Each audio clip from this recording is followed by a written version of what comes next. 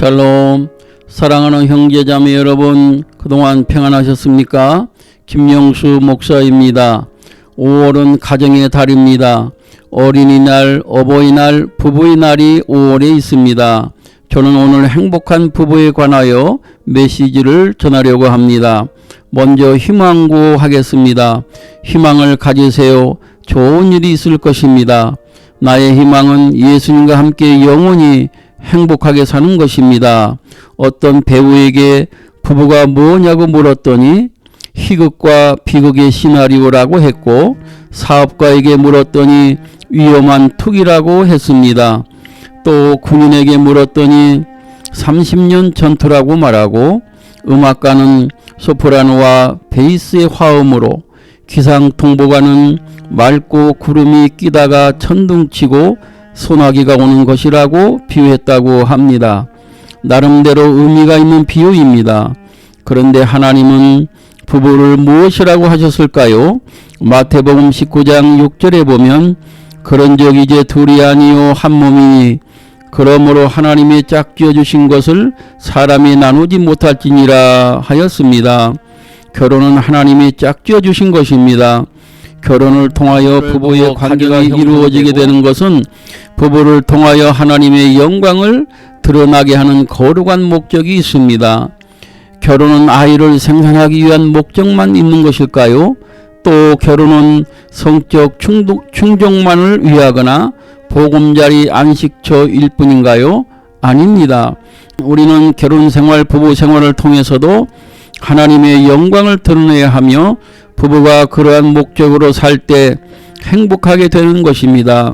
이제 행복한 부부가 되기 위한 방법을 알아보겠습니다.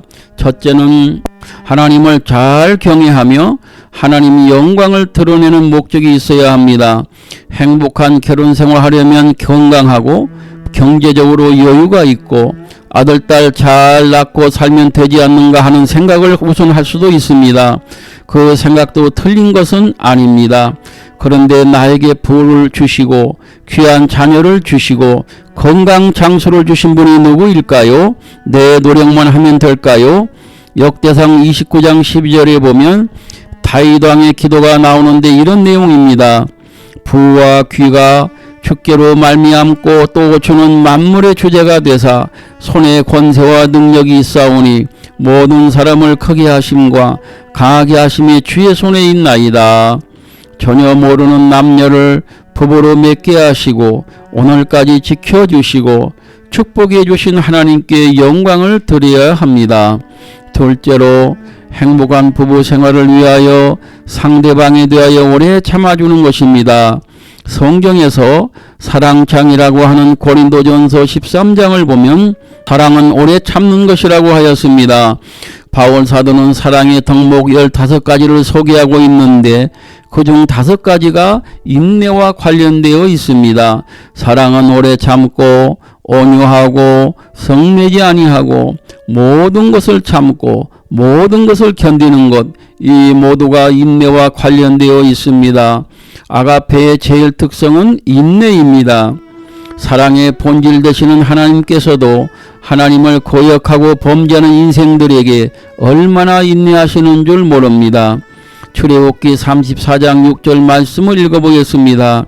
여호와께서 그의 앞으로 지나시며 선포하시되 여호와라 여호와라 자비롭고 은혜롭고 노하기를 더디하고 인자와 진실이 많은 하나님이라 하였습니다. 부족하고 실수 많은 저와 여러분에 대하여서도 하나님께서 얼마나 참고 기다리시는지 모릅니다. 셋째로 부부는 서로 돕는 파트너로 살아야 합니다. 창세기 2장 18절 말씀 읽어봅니다. 여호와 하나님이 이르시되 사람이 혼자 사는 것이 좋지 아니하니 내가 그를 위하여 돕는 배필을 지으리라 하시니라. 하나님께서 보실 때 아담이 혼자 사는 것이 좋지 않아서 돕는 배필로 하와를 만드셔서 아담에게 주셨는데, 그렇다고 해서 여자는 남자에게 종속되어 하녀처럼 남편만 도와주라는 뜻이 아닙니다. 결혼 상담가인 폴 포페누는 이렇게 말했습니다. 남편들은 고집스러우나 부서지기 쉬운 물건들이고 아내들은 부드럽지만 단단한 물건들이다. 남편은 완전하다고 볼 수 없습니다. 따라서 가정을 이루고 이 세상을 살아가는데 아내의 도움이 필요합니다. 그런데 남편도 아내를 도와야 합니다. 아내가 가정일로 피곤할 때가 있습니다. 청소, 육아, 식사 준비, 남편 뒷바라지, 어떤 가정은 부모님 모시기까지 합니다. 요즘에는 부부간 직장 생활도 합니다. 가정일은 해보아도 별로 표가 나지 않습니다. 아내가 이 일 저 일 하다가 피곤하고 힘들 때 남편이 말하기를 당신은 나를 돕는 자로 주셨으니 혼자 다 감당하시오 하면 아내의 마음이 무너지고 건강이 무너지고 결국 부부간의 행복이 깨지고 맙니다. 에베소서 5장 28절에 이와 같이 남편들도 자기 아내 사랑하기를 자기 자신과 같이 하리니 자기 아내를 사랑하는 자는 자기를 사랑하는 것이라는 말씀이 있습니다. 당연히 남편도 힘들어하는 아내를 도와줘야 하며 그것이 자기를 사랑하는 것입니다. 성경에서는 부부가 한 몸인 것을 가르치고 있습니다. 결국 아내를 사랑하는 것은 자기 자신을 사랑하는 것입니다. 그렇기 때문에 부부는 서로 돕는 배필이 되어야 행복하게 살 수 있습니다. 어느 분이 부부간 지켜야 할 십계명에 대하여 쓴 글을 보고 감명이 되어 소개해보면 다음과 같습니다. 행복한 부부관계가 유지되는 데 도움이 될 것 같습니다. 먼저 남편이 아내에게 지켜야 할 십계명입니다. 첫째, 결혼 전과 신혼 초에 보였던 관심과 사랑이 계속 변치 않도록 노력하라. 둘째, 결혼 기념일과 아내의 생일을 잊지 마라. 셋째, 평소에 아내의 옷차림과 외모에 관심을 가져라. 넷째, 아내가 만든 음식에 대하여 말이나 행동으로 아내에 대한 감사를 표시하라. 다섯째, 모든 일은 아내와 의논하고 결정하는 습관을 길러라. 결혼의 행복이란 부부간의 사랑보다도 평소에 부부가 얼마나 많은 대화를 나누는가에 달려있다. 여섯째, 아내의 마음에 상처를 주는 농담이나 행동을 삼가라. 일곱째, 가정 불화가 있을 때 남편은 한 걸음 아내에게 양보하라. 아내의 매력이 사랑스러움이라면 남편의 매력은 너그러움이다. 여덟 번째로, 하루에 2번 이상 아내의 좋은 점을 발견하여 즉시 일러줌으로써 아내에게 기쁨을 주는 습관을 길러라. 다음은 아내가 지켜야 할 10가지 계명에 대하여 알아봅니다. 첫째, 자기 자신과 가정을 아름답게 꾸밀 줄 아는 재치와 근면성을 길러라. 둘째, 음식 준비에 정성을 기울이고 남편의 식성에 유의하라. 셋째로, 식탁은 가정의 화목을 도모하고 대화를 나누는 친교의 광장이며 하루의 피로를 풀고 내일의 꿈꾸는 희망이 산실이다. 넷째로, 혼자만 말하지 말라. 남편에게 말할 기회를 주지 않아 부부가 충돌하는 경우가 의외로 많다.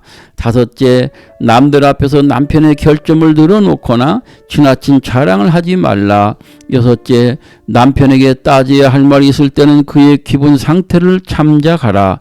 일곱째, 남편에게는 혼자만의 정신적 휴식 시간을 갖고 싶어하는 심리가 있음을 잊지 마라. 여덟 번째, 중요한 집안일을 결정할 때는 남편의 뜻을 따르라.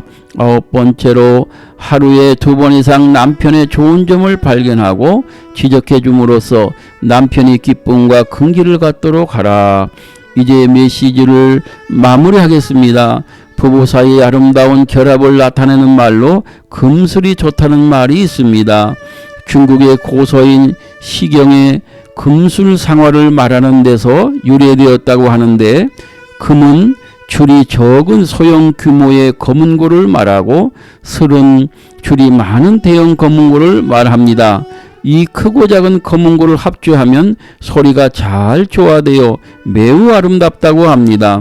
하나님께서는 짝지어 주신 부부간에 행복하게 살기를 원하십니다.